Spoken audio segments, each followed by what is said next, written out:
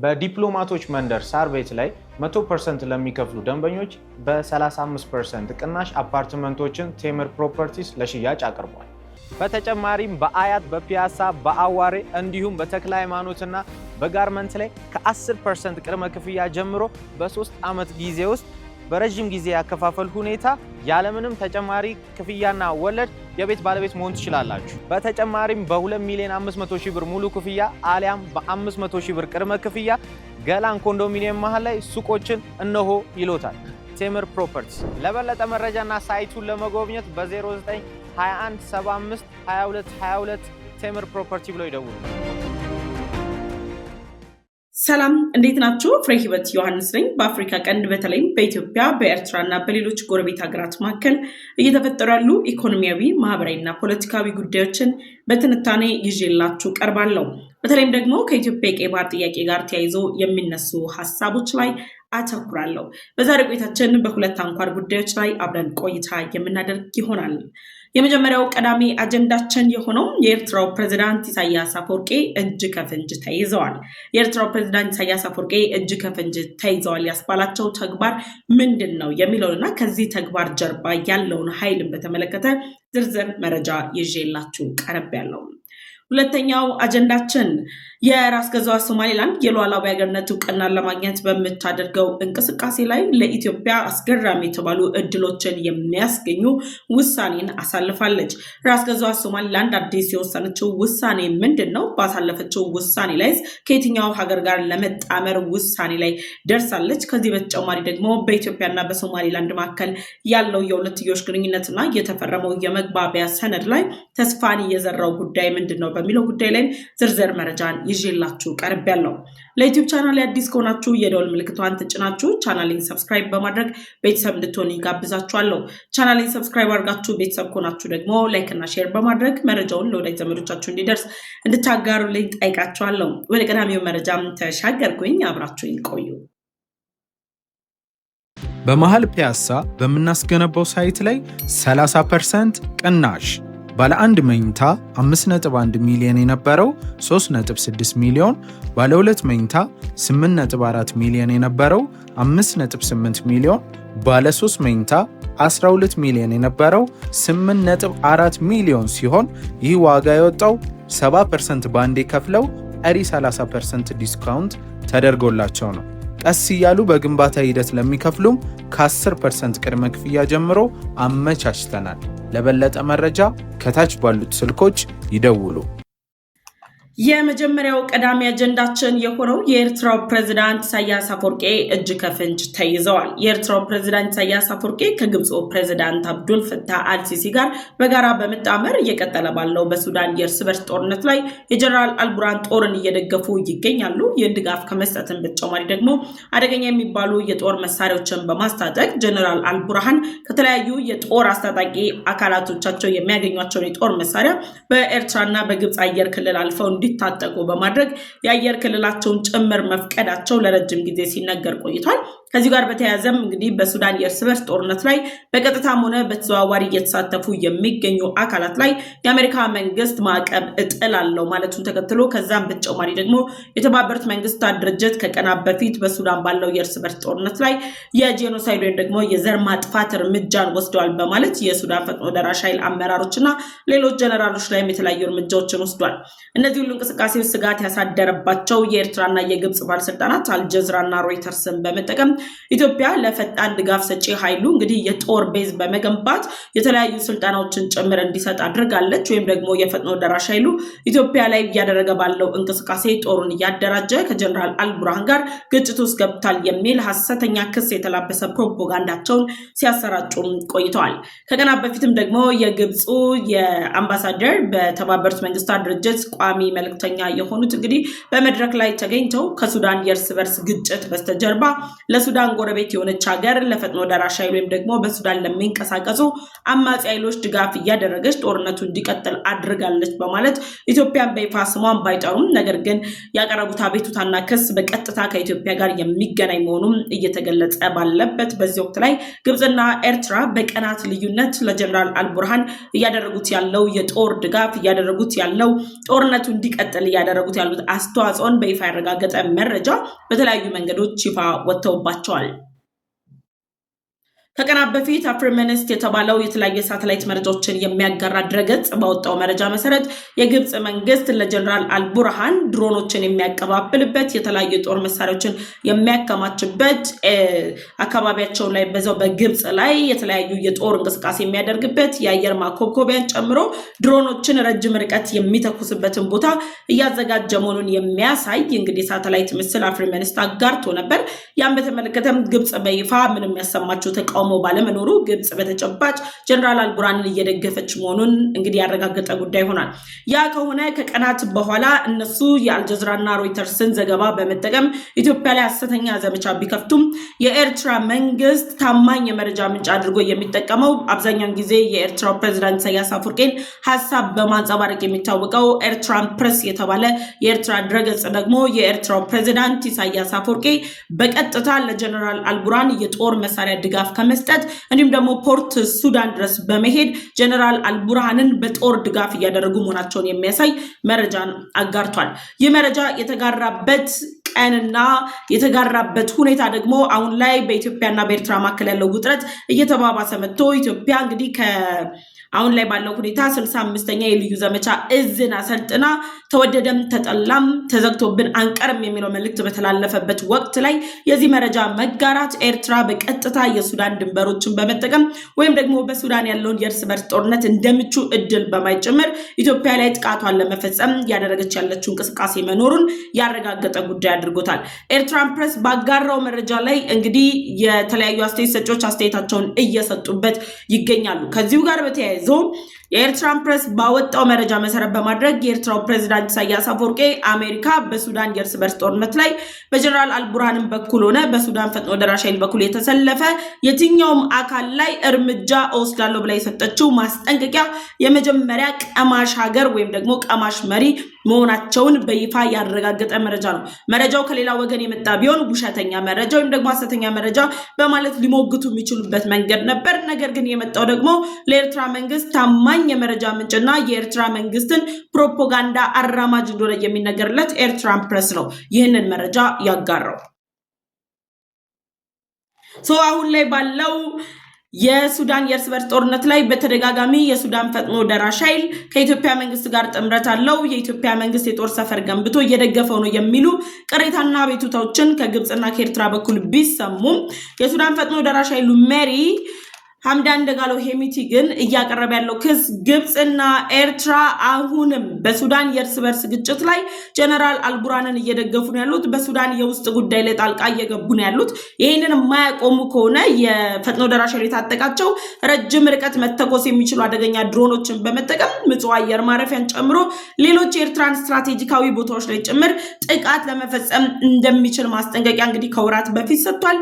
በተደጋጋሚ ማስጠንቀቂያዎች ሰጥቷል። አሁን ላይም ኡጋንዳ ድረስ ሄደው እንግዲህ የፈጥኖ ደራሽ ኃይሉ መሪ ባደረጉት ቆይታ ከኡጋንዳው ፕሬዝዳንት ጋር ባደረጉት ውይይት በሱዳን የእርስ በርስ ግጭት ላይ ጣልቃ የሚገቡ ሀገራት እነ ኤርትራና እነ ግብጽ ከጣልቃ ገብነታቸው እንዲቆጠቡ ማሳሰቢያ ሰጥቷል። ያም ማይሆን ከሆነ ግን በሱዳን ያለው አሁናዊ ሁኔታ እየተባባሰ መጥቶ ፈጥኖ ደራሽ ኃይሉ ራሱን ለመከላከል ሲል በእነዚህ ኃይሎች ላይ ጭምር ጥቃት ሊፈጽም እንደሚችል አስጠንቅቋል።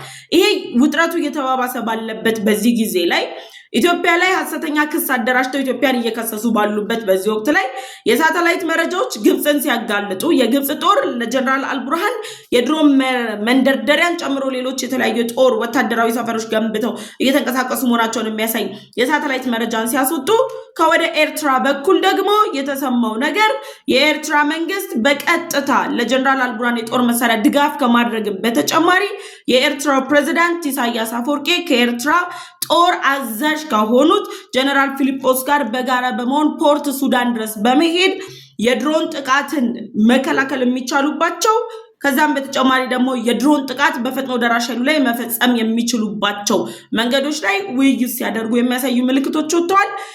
ውይይት መደረግ ብቻ ሳይሆን እቅድን አብረው በጋራ አውጥተዋል። እነዚህ ሁሉ የኤርትራ መንግስት በሱዳን እያደረገ ያለው እንቅስቃሴ ሱዳን ይዛ የተነሳቸው አጀንዳ የሱዳን ሰላም ከረገበ በሱዳን ያለው አሁናዊ ውጥረት የሚቀንስ ከሆነ የአፍሪካ ቀንድ ሙሉ ትኩረት በኢትዮጵያና በኤርትራ ውጥረት ላይ ይሆናል።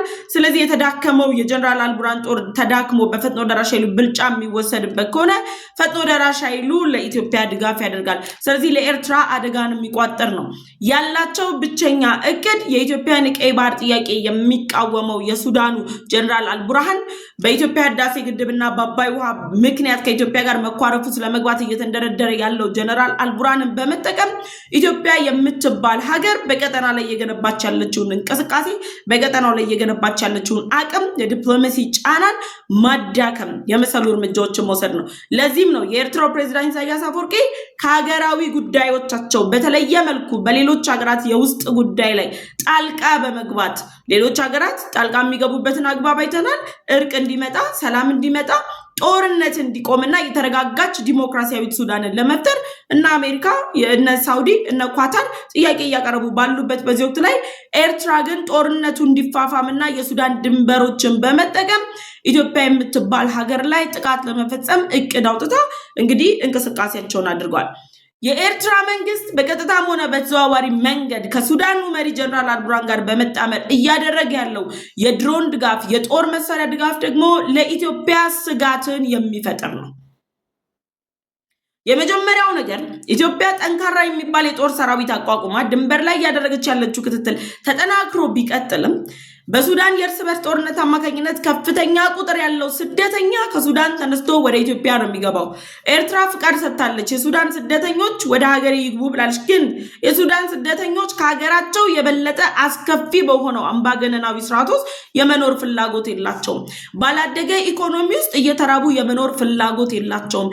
የራሳቸውን ፍላጎት ለማሳካት ሆዳቸውን ለመሙላት እንደ ዜጋ ለመኖር ሰብአዊና ዲሞክራሲያዊ መብታቸው እንዲከበርላቸው ሊጠጓት የሚችሉት ሀገር ሊሸሹባት የሚችሏት ሀገር ኢትዮጵያ ብቻ መሆኗ ጭምር እየተገለጸ ይገኛል። ታዲያ በዚህ ጊዜ ላይ ኢትዮጵያ ከፍተኛ ቁጥር ያለው የስደተኛን የማስተናገድ ኃላፊነትም ይወርድባታል።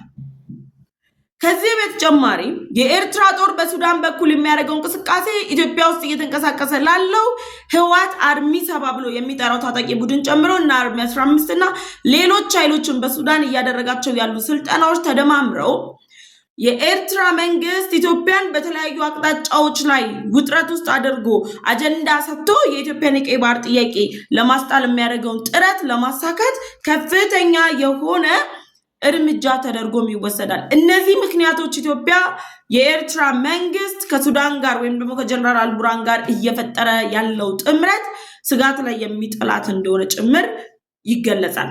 ለዚህም ነው የኤርትራው ፕሬዝዳንት ኢሳያስ አፈወርቂ ከኤርትራ ጦር ኃይሎች ጠቅላይ ኤታማዦር ሹሙ ጀነራል ፊሊጶስ ጋር በጋራ በመሆን ፖርቱ ሱዳን ድረስ ሄደው ጉብኝት ሲያደርጉ ጉብኝታቸው ሰላም እንዲመጣ አይደለም፣ ጦርነቱ እንዲፋፋም ነው። ስለዚህ የሱዳን ፈጥኖ ደራሽ ኃይል ከወራት በፊት እንደገለጸው የትኛውም ኃይል ለጀነራል አልቡርሃን የጦር መሳሪያ ድጋፍ የሚያደርግ ከሆነ ከታጠቃቸው ረጅም ርቀት መምዘግዘግ የሚችሉ ድሮኖች እንደማይተርፍ እንደገለጸው ሁሉ የምጽዋን አካባቢ ጠብቆ የሌሎች የሱዳን አዋሳኝ ድንበሮቻቸውን ጨምሮ ኢላማ ውስጥ ገብተዋል። ግብጽ እኮ የግብፁ ፕሬዝዳንት አብዱልፈታህ አልሲሲ ከውጭ ጉዳይ ሚኒስትራቸው ባድር አብደላቲ ጋር ሆኖ በሱዳን ሊቢያና ግብጽ ድንበር ላይ ስጋት ላይ ነው ያለ ነው። ምክንያቱም ፈጥኖ ደራሽ ኃይሉ አካሄዱ እየጨመረ ነው ያለው ፍጥነቱ እና የደህንነት ስጋት ተደቅኖብናል እያሉ የሚገኙት በዚህ ምክንያት ነው። ስለዚህ ኤርትራውን ላይ ያደረገች ያለችው እንቅስቃሴ በቀጥታ ጀነራል አልቡርሃንን እየደገፈች ነው። ሌላ ማስረጃ አያስፈልግም። የራሳቸው አፈቀላጤ የሆነው ኤርትራ ፕሬስ ይዞት ወጥቷል መረጃውን።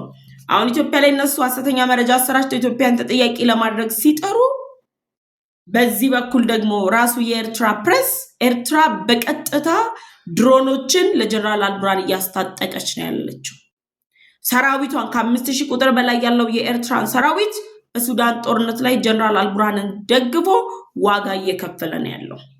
እነዚህ ሁሉ የሚያሳዩት ኤርትራ ኢትዮጵያን ለማጥቃት ኢትዮጵያን አጀንዳ ለማስቀየር ያገኘችውን ጉድጓድ ሁሉ የምትጠቀም ያገኘችውን አጀንዳ ሁሉ አንስታ ኢትዮጵያን ለመጥለፍ የምትንቀሳቀስ ነች። ስለዚህ የኤርትራው ፕሬዝዳንት ኢሳያስ አፈወርቂ ከአሜሪካ ማዕቀብ ሊሸሹ አይችሉም፣ ሊያመልጡ አይችሉም። ከአሜሪካ ብቻ አይደለም የተባበሩት መንግስታትን ጨምሮ በቀጠናው ላይ ፍላጎት ያላቸው እነ እስራኤል፣ እነ እንግሊዝ፣ ሌሎች ሀገራት እነ ቻይና ጭምር የሱዳን የእርስ በርስ ጦርነት የዓለምን ኢኮኖሚ እያናጋ ነው። የሱዳን የእርስ በርስ ጦርነት የቀይ ባህርን ጉዳይ ውጥረቱን የመጨመር እድሉ ሰፊ ነው። ሊታውት አይችሉም። ስለዚህ አደጋ ላይ ነው ያለው።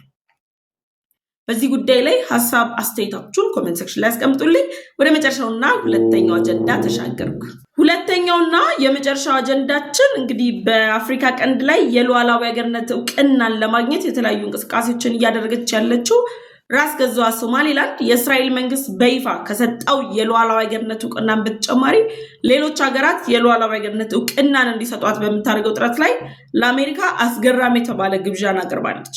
በነገራችን ላይ የአሜሪካ መንግስት ከቬንዙዌላ ጋር ጨምሮ ከሌሎች ሀገራት ጋር አሁን ላይ ውጥረት ውስጥ የገቡበት ዋነኛው ምክንያት የማዕድን ሀብት ነው። የቴክኖሎጂ ማዕድንን ጨምሮ ሌሎች ዓለማችን ላይ በጣም ጥቂት የሚባሉ ሀገራት ብቻ ያሏቸው ከፍተኛ ደረጃ ተፈላጊ የሆኑ ማዕድናት ካሏቸው ሀገራት ጋር አሜሪካ ያላትን ግንኙነት በቀጥታ ታጠናክራለች። ካልሆነም ደግሞ ከነዚህ ሀገራት ጋር ውጥረት ውስጥ እንደምትገባ የሚታወቅ ነው።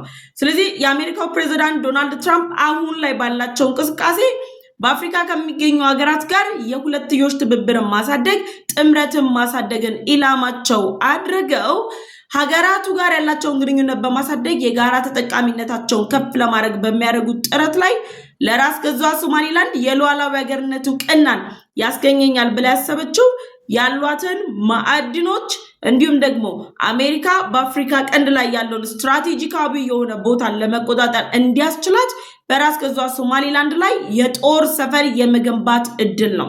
ለዚህ መነሻ አድርገው የሶማሊላንዱ ሚኒስተር እንደገለጹት ከሆነ ከኤፍፒ ጋር በነበራቸው ቆይታ ራስ ገዟ ሶማሊላንድ የሉዓላዊ ሀገርነት እውቅናን ከማግኘት ባለፈ በዓለማችን ላይ ካየለችው ሀያሉ ሀገር አሜሪካ ጋር የሁለትዮሽ ግንኙነቷን ለማጠናከር ለአሜሪካ የማዕድን ሀብትን ጨምሮ አሜሪካ በራስ ገዟ ሶማሊላንድ ላይ የጦር ሰፈር እንድትገነባ የሚያስችላትን ግብዣ አቅርበውላታል።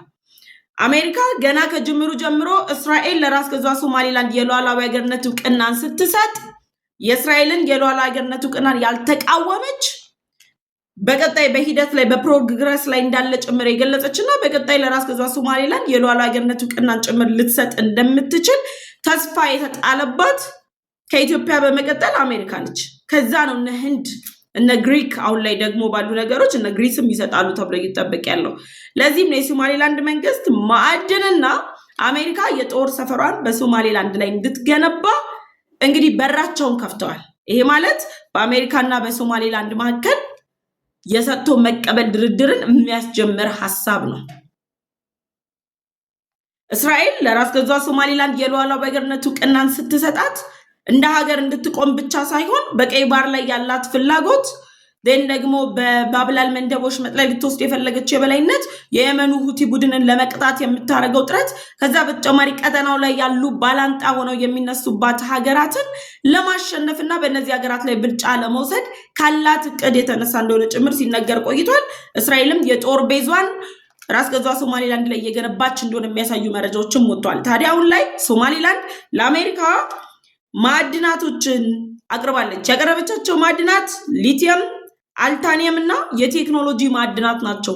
በዓለም ላይ ውስን የሚባሉ ሀገራት ያሏቸው ከመኖርም ባለፈ ደግሞ ያላቸው መጠን አላቂ መጠን የሚባል አይነት ደረጃ ላይ ደረሱ። ሶማሊላንድ ያላት ሀብት ግን ከየትኛውም ሀገር ጋር በነበራት አካሄድ በነበራት ኢንቨስትመንት ያልተመዘበረ ገና ያልተነካ የተጠራቀመ የተፈጥሮ አቅም ስለሆነ አሜሪካ ይህንን ኦፈር ልትገፋው አትችልም ወይ ደግሞ ልትቃወም አትችልም። ምክንያቱም አሜሪካ ማዕድን ለማግኘት ነው ስቲል አሁን ድረስ ዋጋ እየከፈለች ያለችው ከሀገራት ጋር ግጭት ውስጥ እየገባች ያለችው። ስለዚህ ዶናልድ ትራምፕ ለማዕድን ያላቸውን ቦታ የተረዳችው ሶማሊላንድ አሁን ላይ ብልጣዊ የሆነም ደግሞ ስትራቴጂካዊ የሆነ አካሄድን ጀምራለች። በዚህ አካሄዷ ማዕድንን ትወስዳላችሁ፣ ከዛ በተጨማሪ ስትራቴጂካዊ በሆነች አካባቢ ላይ የጦር ሰፈራችሁን ትገነባላችሁ የሚል ኦፈር አቅርባለች። ይህንን ስታቀርብ የአሜሪካ የቀድሞ የአፍሪካ ቀንድ ረዳት የነበሩት አምባሳደር ቲቦር ናጂ ሶማሌላንድ ያላትን የተፈጥሮ ሀብት ከማድነቅ በተጨማሪ ደግሞ አሜሪካ የሶማሌላንድን ሀብት ብትጠቀም በዓለም ላይ ልትፈጥረው የምትችለው ተጽዕኖ ሶማሌላንድ ስትራቴጂካዊነቷ ለአሜሪካ የሚሰጣትን ጥቅም ከአልጀዚራ ጋር ባደረጉት ቃለመጠይቅ ገልጸዋል። ስለዚህ አሜሪካ ከራስ ገዟ ሶማሌላንድ የቀረበላትን ኦፈር የማትቀበልበት ምክንያት የለም። ያን በመቀበል ውስጥ ታዲያ የሉዓላዊ ሀገርነት እውቅናዋ ምላሽ ያገኛል። ከ1991 ጀምሮ ራስ ገዝ ሆና የተቋቋመችው ሶማሌላንድ ከሷ የቀደመ ታሪክ አለን ከሚሉት ከነ ኤርትራ እንደ ሀገር ቆሜያለሁ ከሚለው የኢትዮጵያ ጦር ለቆ ከወጣ ሉዓላዊነቱን ማስጠበቅ የማይችለው የሶማሌው ፕሬዝዳንት ሐሰን ሼክ መሐመድ የማያስቀጥሏቸውን ሀገር የሚሏቸውን ሀገራት እንኳን በሀገርነት አቋም፣ በዲሞክራሲ ልምምድ፣ በኢኮኖሚ እንቅስቃሴ በአብዛኛው ባሉ ነገሮች የበለጠች እንደሆነች ጭምር ይገለጻል። አምባሳደር ቲቦር ናጂ በቃለ መጠይቃቸው ይህንኑ ነው ያሉት። ስለዚህ ይህንን ስትራቴጂካዊ አካሄዷን በመሄድ በአፍሪካ ቀንድ ላይ ያለው አሁናዊ ውጥረት ወይም ደግሞ ያለውን ሰልፍ ኢትዮጵያ የምትባል ሀገር ከአሜሪካና ከእስራኤል ጋር አጋርነቷን አጠናክራ እነ ሶማሊያን እነ ግብፅና ቱርክ አሁን ደግሞ አዲስ እየተቀላቀለች ያለችው ሳውዲን በሌላ ቡድን አሰልፎ ውጥረቱ አሁን ላይ ከፍ ይላል። ምክንያቱም አሜሪካ በማዕድንና በጦር ሰፈር ከተሄደባት ኖ እንደማትል የታወቀ ነው። ማዕድኑ ስለሚያስፈልጋት በዓለም ላይ ሀያልነቷን ክንዷን አስጠብቃ ለመቀጠል በሶማሌላንድ ያሉትና ሊቲኒየም፣ አልታኒየም እና የቴክኖሎጂ ማዕድናት ወሳኝ ስለሆኑ የአሜሪካ መንግስት ከሶማሌላንድ የቀረበለትን ኦፈር ቢቀበልና ማዕድኑን ተጠቅሞ የጦር ሰፈርን ከገነባ ኢትዮጵያ ልታገኝ የምትችለው ጥቅም ምንድን ነው? ለአሜሪካ የቀረበው ኦፈር ሶማሊያ ላይ እና ካይሮ፣ አስመራ ላይ እንደ ጅቡቲ ላይ ለምንድን ነው እንደ ትኩሳት ሆኖ እየተቀባበሉት ያለው? በብስጭት የሞላቸው ለምንድን ነው ካልን ኢትዮጵያ የምትባል ሀገር ስትራቴጂካዊ ጠቀሜታዎችን ስለምታገኝ ነው። ኢትዮጵያ ምንድነው የምታገኘው ጥቅም? የመጀመሪያው ኢትዮጵያ የምታገኘው ጥቅም የክልሉ ደህንነት እንዲሁም ደግሞ የአሸባሪነት ትግልን ማጠናከር ነው። አሜሪካ ለዚህ ደግሞ በአፍሪካ ቀንድ ካሉ ሀገራት ስትራቴጂካዊ አጋር አድርጋ የመረጠቻት ኢትዮጵያን ነው። ኢትዮጵያን መርጣ የሽብር እንቅስቃሴን በመከላከል ኢትዮጵያ በሶማሌላንድ ብቻ ሳይሆን በቀይ ባህር ላይ ለምታደርገው ጥረት ለምታደርገው እንቅስቃሴ ደህንነቱ የተጠበቀ ሚዛኑን የጠበቀ ሰላማዊ የሆነ እንቅስቃሴን ለማድረግ የሚያስችላት የደህንነት ዋስትናን የሚሰጣት ነው። ይሄ የኢትዮጵያ የቀይ ባህር ጥያቄ አይቀሬ መሆኑን አረጋግጠን ኢትዮጵያ ወደ ቀይ ባህር ከገባች በኋላ አርፈው የማይቀመጡት ግብፅና ኤርትራ የኢትዮጵያ የቀይ ባህር የንግድ ልውውጥን ለማወክ የሚያደርጉትን ጥረት እንኳን እንዳይሳካላቸው በነገራችን ላይ እና ፕሮ የሆነ እቅድ አውጥተው ነው ኤርትራና ግብፅ የሚንቀሳቀሱት። ኢትዮጵያ ወደ ቀይ ባህር እንዳትጠጋ ምን ማድረግ አለብን? እኛ እያደረግን ያለነውን እንቅስቃሴ ሰብራ አልፋ ግን ወደ ቀይ ባህር ከተጠጋች ምን እናደርጋለን ብለው ጭምር ነው እቅድ የሚያወጡት። ኢትዮጵያ ደህንነቱ የተጠበቀ የአሸባሪ ምንም አይነት እርምጃ የሌለበትን ቀይ ባህር ቀጠናን ለመቀላቀል ያስችላታል። ለዚህ ደግሞ አሜሪካ ኢትዮጵያን አጋር አድርጋ መርጣታለች። የመጀመሪያው ስትራቴጂካዊ ጥቅም ይሄ ነው። ሁለተኛ የቀይ ባህር ደህንነትና የጅቡቲና የበርበራን የወደብ እንቅስቃሴ ላይ ለመደገፍ ያስችላታል። ወጪዋን ይቀንስላታል። ደህንነቱ የሚጠበቅ ከሆነ የቀይ ባህሩ እንቅስቃሴ ቀኑ ያጥራል። በወደብ ቆይታው የሚከፈለው ክፍያ ይቀንሳል። ቀልጣፋ የሆነ አገልግሎት እንድታገኝ ያስችላታል። ይሄ ማለት ኢትዮጵያ የአሜሪካ የጦር ሰፈር ሲገነባ ኢትዮጵያ ከአሜሪካ ጋር የምትፈጥረው ጥምረት ለጅቡቲ ጭምር የሚጠቅማት ነው። ለወደብ እንቅስቃሴዋ ደህንነት የሚሰጥ ነው። ለሶማሊያ የበርበራ ወደብ ደህንነትን የሚሰጥ ጉዳይ ነው። ይሄ ሁለተኛው ጥቅሟ ነው። ኢትዮጵያ የምታገኘው የወጪ ቅነሳ፣ ቀልጣፋ የሆነ የወደብ እንቅስቃሴ ማግኘት ነው። ሶስተኛ በኢትዮጵያና በራስ ገዟ ሶማሌላንድ መካከል የተፈረመው የመግባቢያ ስምምነትን ለማጠናከር ይረዳል። በነገራችን ላይ የመግባቢያ ስምምነቱ የመፈጸም እድሉ አሁን ላይ እየሰፋ ነው ያለው። ኮዝ ከቀናት በፊት የሶማሊላንዱ ፕሬዚዳንት የንግድ ስምምነቱን ወይም ደግሞ የመጀመሪያውን ምዕራፍ አጠናቀናል ብለዋል። ቀጣይ ምዕራፍ እንዳለ ኢምፕሊኬት ያደረጉበት መንገድ ነው። በቀጣይ ምዕራፋቸው ላይ ደግሞ ኢትዮጵያ የባህር በር የምታገኝበት እድል ነው። ይሄ አሜሪካ የጦር ሰፈሯ በተጠጋ ቁጥር ከአሜሪካ ጋር አጋርነት ያላት ኢትዮጵያ አሸባሪውን ቀጥለጥ አድርጋ እየመራች በምታደርገው ጥረት ላይ በቀይ ባህር ላይ ቁልፍ ተፈላጊ አጋር ነች። ስለዚህ የኢትዮጵያና የራስ ገዟ ሶማሊላንድ የባህር በር ስምምነት ተፈጻሚነቱ ላይ መጠናከርን ይፈጥራል፣ እድልን ይፈጥራል። አራተኛው የመጨረሻው ኢትዮጵያ ከአሜሪካ የምታገኘው የኢኮኖሚ ጥቅም ደግሞ የአጋርነት ጥቅም ነው። የአጋርነት ጥቅም አሜሪካ የኢትዮጵያን የቀይ ባህር ጥያቄ ከሚደግፉ ሀገራት መካከል ቀዳሚዋ ነች። ኢትዮጵያ ወደ ቀይ ባህር መምጣት አለባት ብላ የምታምን ኢትዮጵያ ወደ ቀይ ባህር ለማምጣት ደግሞ አሜሪካ የማትከፍለው ዋጋ የለም። እነ ግብፅ፣ እነ ኤርትራ፣ እነ ሱዳን፣ እነ ሶማሊያ፣ እነ ጅቡቲ ለአሜሪካ አሁን ባለው ሁኔታ አዋጭ አይደሉም። አዋጭ የሆነች አጋሯ ኢትዮጵያ ነች። የኢትዮጵያን የቀይ ባህር ጉዞ ትደግፋለች፣ ደግሞ ኢኮኖሚያን ታጠናክራለች። ከአሜሪካ ጋር የሚደረጉ የንግድ ልውውጦችን ጨምሮ ዓለም አቀፍ የሆኑ የንግድ ልውውጦች የሚያድጉበት ጊዜ ነው። ለዚህ ነው ሶማሊላንድ አሜሪካ ማዕድኖቼንና የጦር ቤዝ የመገንባት መብት እሰጥቻታለሁ፣ ይህን እንደማትገፋ እርግጠኛ ነኝ ያሉት ሚኒስተሩ። አሜሪካ አትገፋውም። ይህን ጥያቄ ያውቃሉ፣ የአሜሪካ ጥያቄ ምን እንደሆነ። ኤርትራ ኮነች የአሜሪካ ጥያቄ ምን እንደሆነ ሳይገባት ከኢትዮጵያ ጋር የፈጠረችው ጥምረት ጤናማ አይደለም፣ ኢትዮጵያ ጸብ ተንኳሽ ነች፣ ችግር ፈጣሪ ናት የሚል ክስ እያቀረበቻለች። የሚያውቁ ሀገራት ብልጠት ይጠቀሙና ያለንን ማዕድን ውሰጅ፣ የቴክኖሎጂ ማዕድን አለን፣ እሱን ተጠቀሙ። ለእኛ ግን ሉዓላዊነት የሚባል የክብር ጉዳይ የሀገር ጉዳይ ላይ ወስኑልን። ራስ ገዟ ሶማሊላንድ ሉዓላዊ ሀገርነት እውቅና ስታገኝ ቀዳሚዋ ተጠቃሚ ሀገር ኢትዮጵያ ነች። ለዚህም ነው እነ ጅቡቲ፣ እነ ሶማሊያ፣ እነ ግብፅ፣ እነ ቱርክ አሁን ላይ የአሜሪካ የጦር ሰፈር ወደዛ መጠጋት እንቅልፍ የሚነሳቸው ውጥረት ውስጥ የሚከታቸው። ሶማሊላንድ ያቀረበችውን ግብዣ እንደ ቀልድ አያዩትም። እነሱ የቀይ ባህርን የአረቡ ባህር ለማስባል ሶስትዮሽ ሁለትዮሽ ግንኙነታቸውን አጠናክረው ጉዞ ጀምረዋል። በዚህ ጋር ደግሞ ራስ ገዟ ሶማሊላንድ ለአሜሪካ አይኗን የማታሽበት ኦፈር አቅርባ ነይ እንደራደር እንነጋገር እያለች ነው ያለችው። እነዚህ ሁሉ ውጥረቶች የሶማሌው ፕሬዝዳንት ሐሰን ሼክ መሐመድን ቁልቁል የሚከቱ ናቸው። እሳቸውን ብቻ ሳይሆን የኤርትራው ፕሬዝዳንት ኢሳያስ አፈወርቂ አለፍ ሲልም ደግሞ በህዳሴ ግድቡ ሽንፈት ገጥሞት በህዝብ ዘንድ ተቃውሞ የተነሳበት የግብፁ ፕሬዝዳንት በሙስና እንዲሁም ደግሞ በአምባገነናዊ ስርዓት ጥያቄ ውስጥ ያለው የጅቡቲው ፕሬዝዳንት ኦማር ጊሌ፣ ሌሎችም የአፍሪካ ቀንድ ላይ በኢትዮጵያ ላይ የተነሱ ሀገራት ዋጋቸውን የሚከፍሉበት ኦፈር ነው። አሜሪካ በማዕድን ኖ አትልም። የጦር ሰፈሯን ግድት ገነባለች። ከቻይና ጋር ፉክክር ውስጥ ናቸው። ጅቡቲ ላይ እኮ ቻይና ኃይሏን እያጠናከረች ነው ያለችው። ቻይና የአሜሪካ ተቀናቃኝ ነች። ስለዚህ አሜሪካ ከቻይና የተሻለ እድል ለማግኘት ስትራቴጂካዊ በሆነችው ሶማሊላንድ ላይ የጦር ሰፈር መገንባት አማራጭ አድርጋ ተወስዷለች። ይሄው ነው የተፈጠረው። ስለዚህ በቀጣይ አሜሪካ ትቀበላለች አትቀበልም? ለአሜሪካ መንግስት ባለስልጣናት እንተው እና ብትቀበሉ ጠቀሜታው ለኛ ነው፣ ባትቀበሉ ጉዳቱ ለእናንተ ነው በሚል ነው መውሰድ የምንችለው እንጂ አሜሪካ ስላልተቀበለች ኢትዮጵያ የቀይ ባህር ጉዞ ይቆማል ማለት ሳይሆን የተሻለ ድጋፍ ታገኛለች ነው አሜሪካ ስትቀበል። በዚህ ጉዳይ ላይ ሀሳብ አስተያየታችሁን ኮሜንት ሴክሽን ላይ አስቀምጡልኝ። አብሬያችሁ የቆየሁት ፍሬ ህይወት ዮሐንስ ነበርኩኝ። ለዩቲዩብ ቻናል አዲስ ከሆናችሁ የደወል ምልክቷን ተጭናችሁ ቻናሌን ሰብስክራይብ በማድረግ ቤተሰብ እንድትሆኑ ጋብዛችኋለሁ።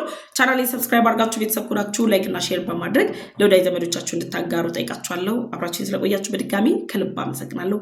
መልካም ጊዜ፣ ቸር ቆዩኝ። በቀጣይ በሌሎች ፕሮግራሞች እመለሳለሁ።